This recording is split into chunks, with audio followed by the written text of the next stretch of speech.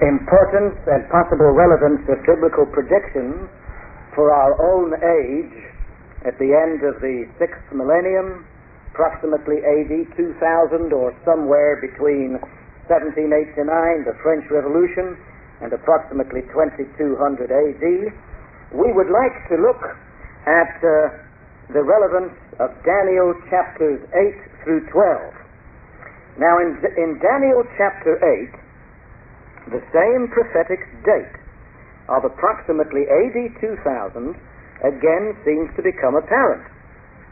Here, in yet another vision, Daniel looked out of the palace in Shushan by the Ulai River in the Babylonian province of Elam. This was in the 3rd year of the reign of Belshazzar, around 540 BC.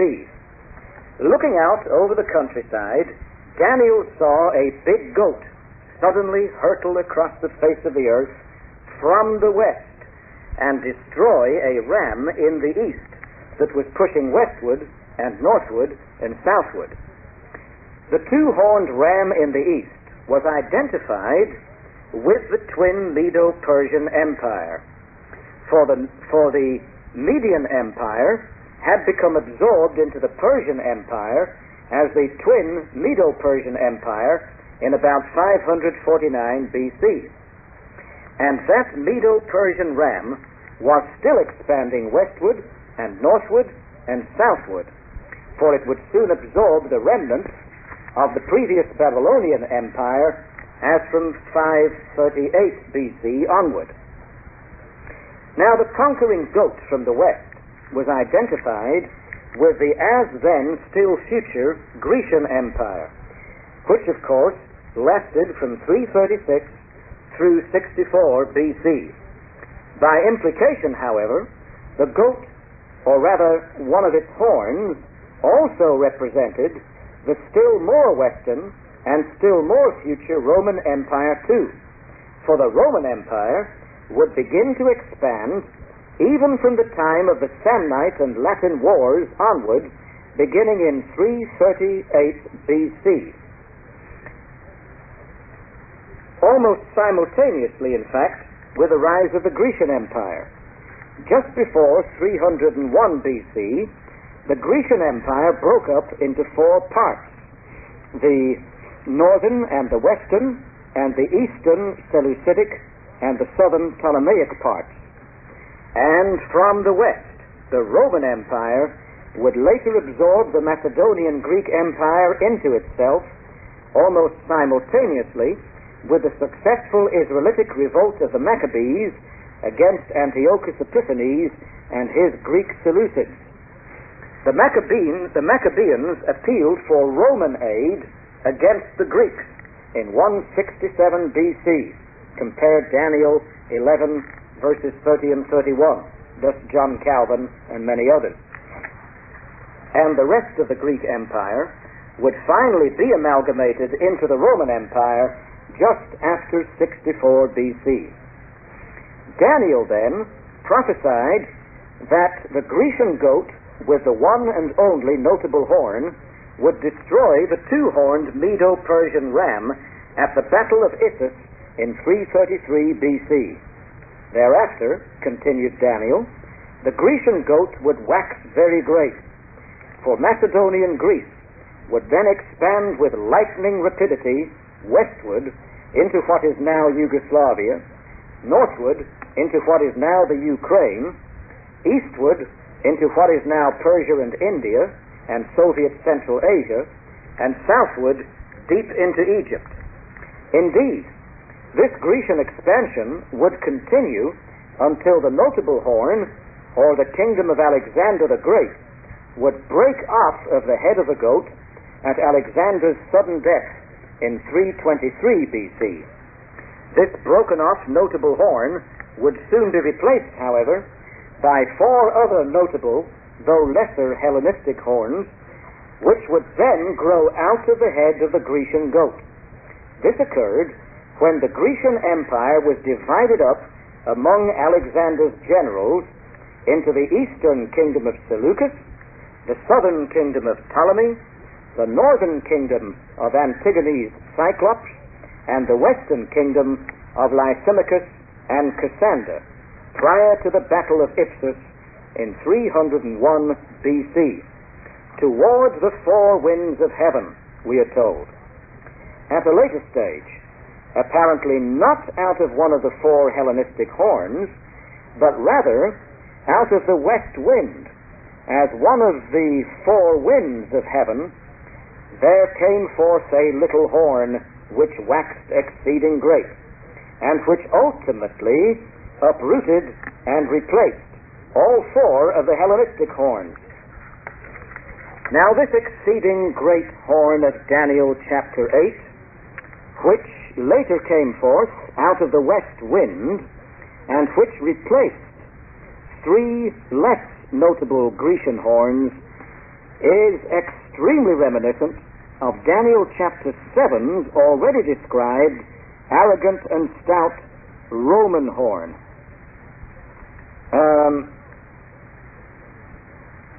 It is not at all reminiscent of the tiny tin-pot tyrant of Syria, Antiochus Epiphanes. But this notable horn, and exceedingly great horn rather, of Daniel 8 is exceedingly strong in resemblance to the Roman stout and arrogant horn of Daniel chapter 7. It became very strong and stout. As a matter of fact, the pagan Roman exceeding great horn of Daniel chapter 8, as I identify him, is historically the direct predecessor of the papal horn, the stout horn of Daniel chapter 7. The westernmost post-Alexandrine Grecian kingdom was absorbed into the ever-expanding and still more westward west-wind Roman Empire in 168 BC, during Rome's constant expansion toward the south and the east, and its absorption of the western Macedonian Grecian kingdom and the southern Ptolemaic Grecian kingdom. All of this from that time onward. Moreover, with its absorption of the eastern Seleucidic Grecian kingdom, Rome also expanded into the Near East from about 64 BC onward too. The Roman expansion from small beginnings was indeed that of the growth from the west of a little horn which was exceeding great toward the south, Egypt, toward the east, Sinai, and toward the pleasant land, Canaan. In fact, Rome had already absorbed the whole of the previous Grecian Empire, north and south and west of Arabia, more than half a century before the birth of Jesus Christ. Daniel chapter 8's little horn, which waxed exceeding great, is the same pagan Roman Empire of Daniel chapter 7, the fourth empire, which later developed into the papal Roman Empire, or the little horn which came up and which ultimately grew more stout than his fellows, or the surrounding other political horns or kingdoms. Daniel chapter 8's little horn, which waxed exceeding great, does not seem to have been the Antiochus Epiphanes prophesied elsewhere in Daniel chapter 11. Instead, Daniel chapter 8's exceeding great horn was the Roman Empire, which thrust against its hostage Antiochus Epiphanes, and which later conquered his territory. Unlike Rome, Antiochus Epiphanes was not a kingdom, but only one of a whole line of leaders of the Seleucids. Unlike Rome, Antiochus did not wax exceeding great in comparison to Alexander the Great of Greece, or in comparison to the Roman Caesars. For Antiochus was not in his power, and was not even the most powerful of the Seleucid leaders. Unlike Rome, Antiochus did not grow great through conquest of the Egyptian south. Again, unlike Rome, Antiochus did not stand against Jesus Christ, the Prince of the Host and the Prince of Princes. Unlike Rome, Antiochus did not abolish the temple sacrifices, but only temporarily took away daily offerings.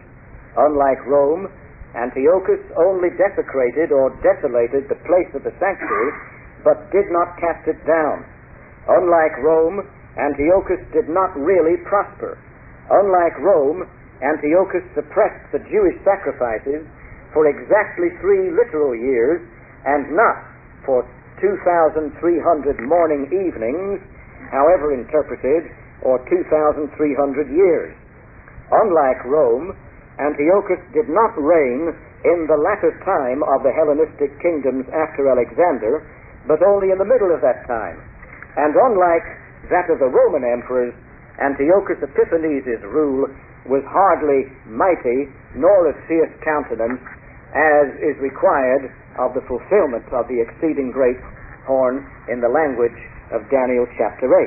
Consequently, although the Seleucidic Antiochus Epiphanes, indeed mentioned in Daniel chapter 11, is sometimes also wrongly regarded as the exceeding great horn of Daniel chapter 8, if not occasionally as the arrogant stout horn of Daniel chapter 7 too, it has been demonstrated, we believe, that the description of the exceeding great horn in Daniel chapter 8, and especially the description of the arrogant stout horn in Daniel chapter 7, can rightly be applied to Rome alone. It was mighty Rome that held Antiochus hostage and easily checked him in 165 BC, before ultimately absorbing the remnants of his eastern Seleucidic kingdom and Palestine in about 64 BC. Daniel chapter 8's exceeding great horn was identified as the Roman Empire by Luther, Melanchthon, Bullinger, Downham, Broughton, Roger Williams, Parker, Isaac Newton, Thomas Newton, Samuel Hopkins, Thomas Scott, Adam Clarke, Daniel Wilson, and many others. It was identified as the Antichrist by Irenaeus, Origen, Pseudo-Joachim, and Thomas Aquinas. It was regarded as specifically Roman by the 350 AD Aphrahat, and by Thomas Horn, and by the Dorlian Mant Bible, and the Cottage Bible, and by Jenck's Comprehensive Commentary. And it was considered to be the Roman papacy by Luther, Melanchthon, Bullinger, Downham, Brightman, Roger Williams, Parker, Isaac Newton, John William Fletcher, the Berlinberg Bible, Thomas Newton, Samuel Hopkins, Thomas Scott, the Christian Observer, Adam Clarke, S.D. Maitland, William Cunningham, W.C. Davis, Joseph Wolfe, Edward Irving, Daniel Wilson, P.H.R. Burke, and the Seventh-day Adventist theologians Uriah Smith and Leroy Edwin Froome, etc. Not Antiochus Epiphanes, then, but Rome is the exceeding great horn of Daniel chapter 8.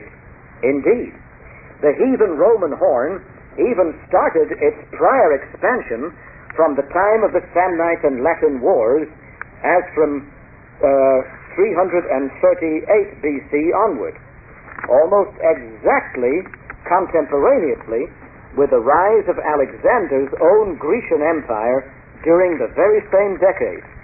Thereafter, Rome fought the prolonged Punic Wars in Africa against the Carthaginians as from BC 261. Rome conquered Sicily in 241 and Corsica and Sardinia in 231 BC. As from the beginning of the 2nd century BC, Rome expanded far more rapidly. She conquered Spain in 197, Armenia in 189, Macedonia in 168, Corinth and Carthage in 146, Western Asia Minor in 137, Southern France in 121, Cilicia in 102 BC. During the 1st century BC, Rome conquered Cyrenaica in 96, Bithynia in 74, Crete in 68, Syria in 64, Palestine in 63, northern France in 58, Numidia in 46, Egypt in 30, the Balkans in 29, and Galatia in 25 BC. Then, in the 1st century AD, Rome invaded Germany in the year 12, conquered Cappadocia in 17, England in 43, and Mauritania in 44 AD. In 64 AD, the pagan Roman exceeding great horn of Daniel chapter 8 started persecuting Christians, and 6 years later destroyed the city of Jerusalem under Titus's army. It later developed into the arrogant papal Roman horn of Daniel chapters 7 and 8, which, as the Roman Vatican, also persecuted Christian Protestants. Now this pagan to papal and Roman to Romish exceeding great horn of Daniel chapter 8 would persecute the saints of God, just as would its direct successor, the papal Romish arrogant and stout horn of Daniel chapter 7. Indeed, the pagan to papal, Roman to Romish exceeding great horn of Daniel chapter 8 would persecute the saints for 2,300 evening mornings or days.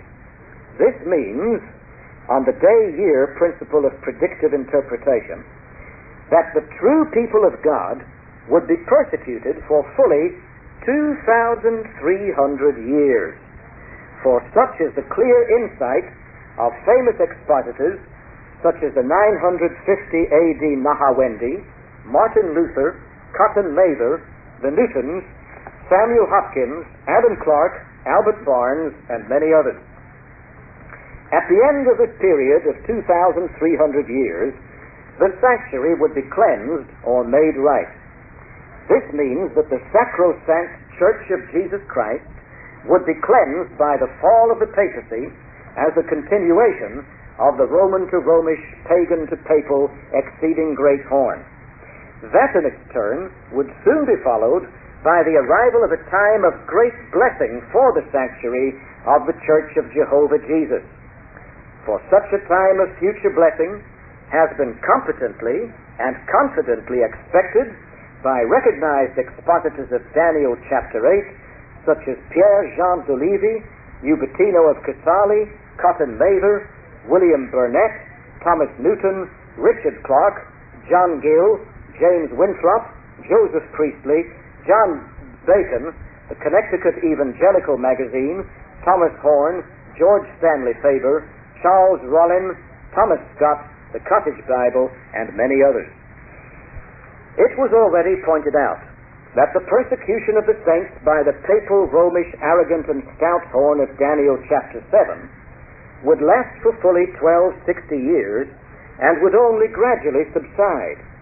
So too, even the persecution of the saints by the papacy's direct predecessor, the pagan to papal, Roman to Romish exceeding great horn of Daniel chapter 8, would only gradually subside.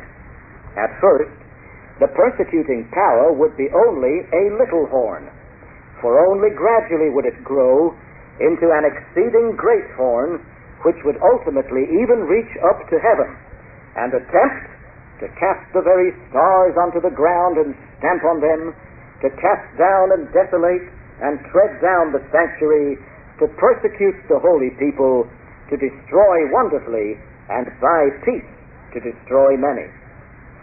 The Roman robbers of God's people, thus Daniel 11, started their destruction of the eastern Mediterranean when they first moved against Ptolemaic Egypt, as from 200 BC.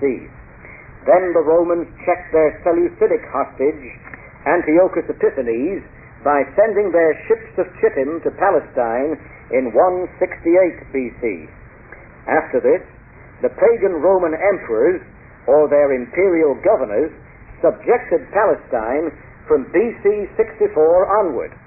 They crucified the Lord Jesus Christ around 33 AD, and under Emperor Nero, they started to harass Christians in 64 AD, right before destroying Jerusalem and its temple sanctuary in 70 AD. Thereafter, Rome repeatedly persecuted Christians for many centuries, especially before Constantine. But even after Constantine, Rome continued to persecute Christians under tyrants like Emperor Julian the Apostate and the cruel Emperor Phocas.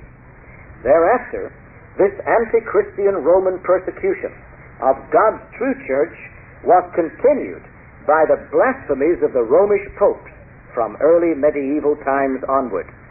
The Vatican has persecuted Protestants during and since the time of the Reformation, and it continues to do so, even, though diminishingly so, until this present day.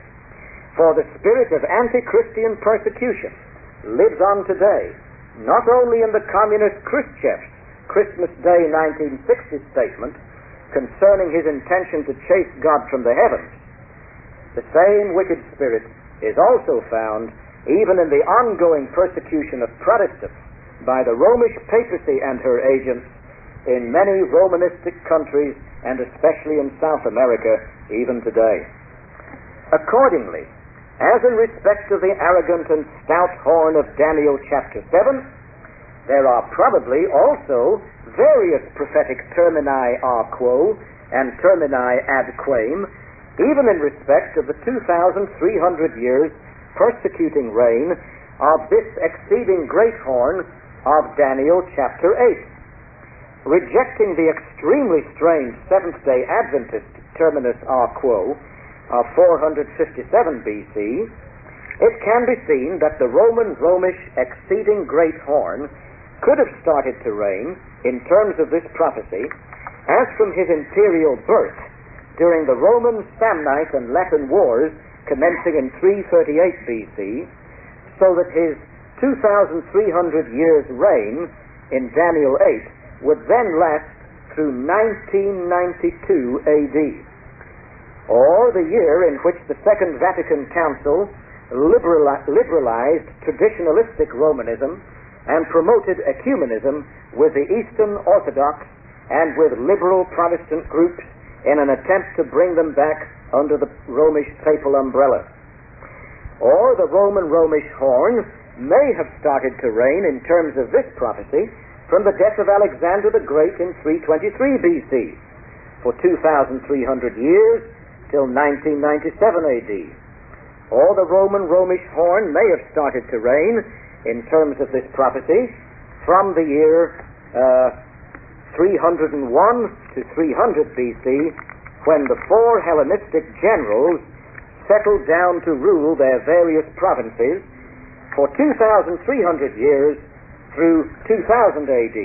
Thus, by the way, John Gill and the 1803 Connecticut Evangelical magazine. Or the Romish horn may have started to reign in terms of this prophecy from the latter time of their kingdom of all four Hellenistic provinces, or from about BC 200 onward, for 2,300 years through 2100 AD.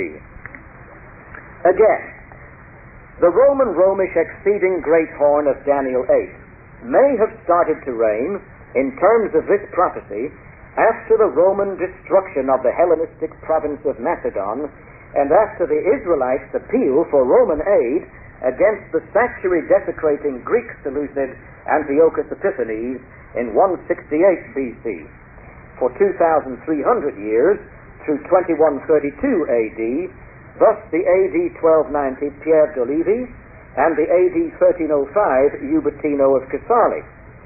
Or the Romish horn may have started to reign in terms of this prophecy from the time of the fall of the pleasant land of Palestine to Pompey's armies in 63 BC for 2,300 years through 2207 AD. Or the Romish horn may perhaps only have started to reign in terms of this prophecy from the AD 70 Roman destruction of the Jerusalem temple for 2,300 years through 2370 AD. Now, of all of the above various dating possibilities, looking at the total context of Daniel 8, the BC 338 through 1962 AD time frame, and especially the BC 168 through 2132 AD time frame, or the AD 70 through the AD 2370 time frame, best seems to fit the particulars of Daniel chapter 8. However, from any of the above perspectives, the general time of 1962 through 2370 AD, the time around the approximate end of the 6th and the beginning of the 7th millennium in the history of the world, marks the gradual termination of the power of the Romish, pagan to papal, exceeding great horn of Daniel 8, and the gradual termination of the persecution of the true saints of God. This then seems to be the approximate time of the terminal activity of the long-enduring Romish, and pagan to papal, exceeding great horn. During the last phase of that terminal activity, the Romish, pagan to papal horn may even absorb socialism and communism. But at the end of the 2300 years, when the anti-Christian horn shall also stand up against the Prince of Princes, Jesus Christ, he shall be broken without hand or shattered even without human agency. Of course, this shattering already took place in principle at the time of Christ's resurrection. Further shatterings took place from time to time in subsequent history, and notably at the time of the Protestant Reformation. Yet there is also an indication of another shattering, a future and a final one, scheduled to take place between AD 1962 and AD 2370, to take place approximately at the end of the world's sixth millennium. This approximately 2000 AD shattering will mark the end of Antichrist, thus Charles Rollin and Thomas Scott. It will mark the restoration of God's unchallenged rule over all the earth, thus Thomas Newton, Joseph Priestley, Thomas Horn, and the Cottage Bible. And after that, our already reigning Prince of Princes, Jesus Christ, shall still continue to reign in considerably greater measure than ever before, and even forever and ever. So then, out of one of the four winds of heaven there came forth a little horn, which waxed exceeding great toward the south, and toward the east, and toward the pleasant land. It waxed great even to the host of heaven, and it cast down some of the host and of the stars to the ground, and stamped upon them. Yes, it magnified itself even to the prince of the host, and by it the daily sacrifice was taken away, and the place of his sanctuary, the prince's, was cast down. And a host was given to it, together with the daily sacrifice, in ungodliness. Compare both the Roman destruction of the Jerusalem temple as well as the desecration of the Christian church by the later Romish papal mass. And it cast down the truth to the ground. Compare the Romish papal rejection of Protestant Bible truth. And it practiced and prospered. Compare the economic stability and successes of the Romish papal church. Then I heard one saint speaking, and another saint said unto that certain saint which spake, How long shall the vision endure concerning the daily sacrifice and terrible ungodliness, or the transgression of desolation? How long shall both the sanctuary and the host continue to be trodden under foot? And he said to me, Unto 2,300 days, or for 2,300 years.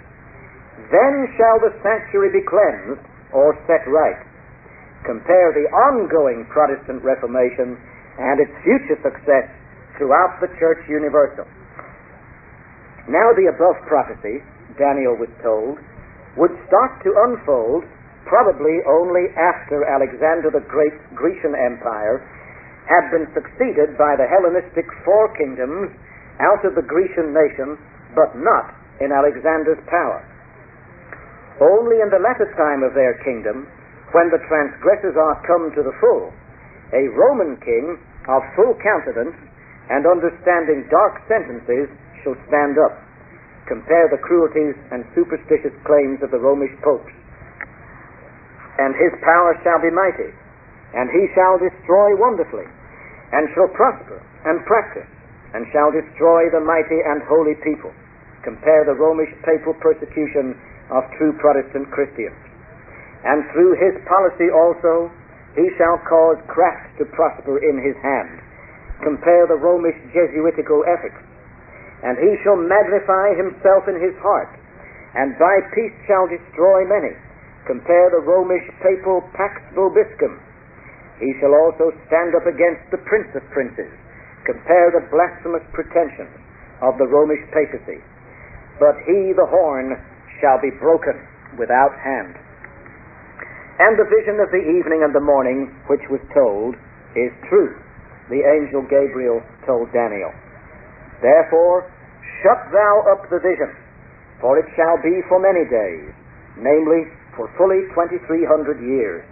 And then, or at some time between 1962 and 2370 AD, the Romish papacy shall be broken, and Christ's church shall be cleansed.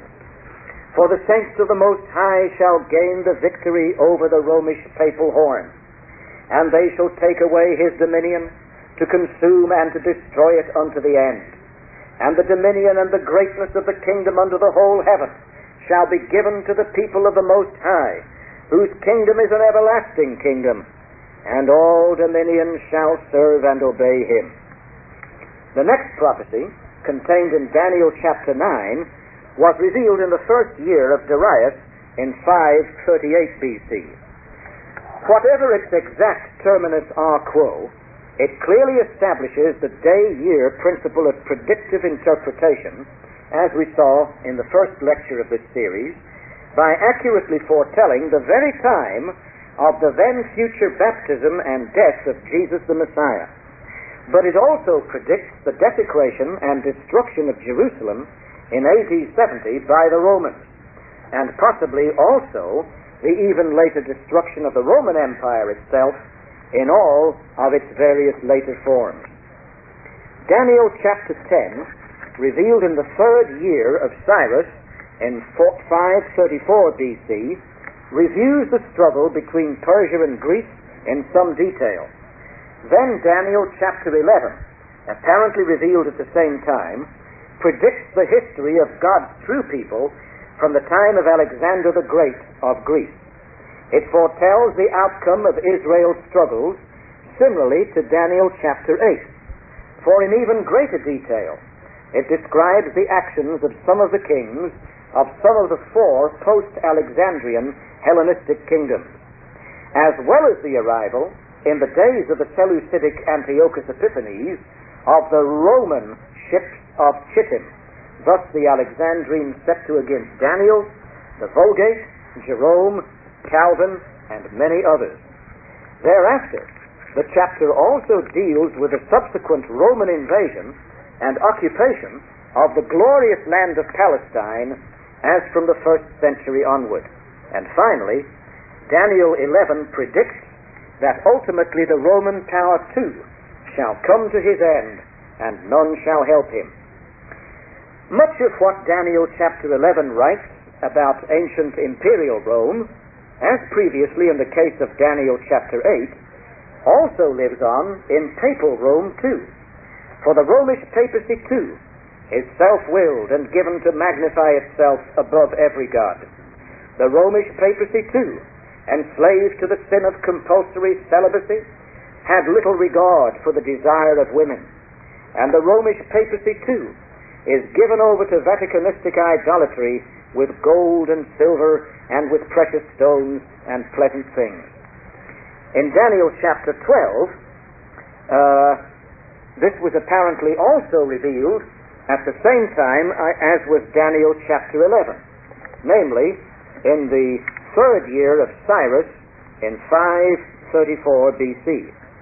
Here, all of the above is focused on our present Christian era. It is brought to bear on the entire New Testament period, starting with the incarnation and the resurrection of Michael Christ, thus Calvin, the Geneva Bible, the Dutch States Bible, Matthew Poole, and Matthew Henry. The benefits of Michael Christ's incarnation and resurrection are permanent and irreversible. Consequently, this new or New Testament period endures even till the fulfillment of the most ultimate aspects of as yet still future eschatology. during this new period, many that sleep in the dust of the earth shall awake. Many shall be turned to righteousness. Many shall run to and fro, and increase in the knowledge of the Lord. It shall be many years to the end of these wonders, namely a time, times and a half. Many shall be scattered to preach the gospel, and many shall be purified. Here again, much of Daniel chapter 12 is not only applicable to imperial Rome, but also to its papal Roman successor. For Christ also defends his true church in the time of trouble caused by papal Rome. For the Romish papacy too scattered the power of the holy people, or the true proto-Protestants and their successors, down through the centuries. And the Romish papacy too, in the place of the daily sacrifice of the Older Testament, has set up the abomination of the Mass for at least the last 1260 years. Here, the 3.5 times, or 3.5 years of prophetic day years, means 1260 years, thus Adam Clarke and Albert Barnes, which is an indefinitely long time, thus Calvin. For God's true Christian people, this is a long time, and a longer time, and a short time, signifying that their troubles should have an end, thus the Geneva Bible. These times apparently did not start to elapse until at least the 1st century A.D., when God's true Hebrew Christian people were scattered from Jerusalem and out into all the world to propagate the gospel everywhere. These 1260 years would be fulfilled, and they would then perhaps also be elongated to 1290 years, or even to a further 1335 years. But after the Romish papal horn shall finally have been destroyed, the patiently waiting saints of the Lord shall truly be blessed, for they shall enjoy the blessing of taking over the kingdom of this world for their Lord, and thereafter they will unimpededly reign here upon the earth forever. And with that, in the next lecture, we shall go to the New Testament, to the Johannine and the Pauline, Antichrist and the man of sin.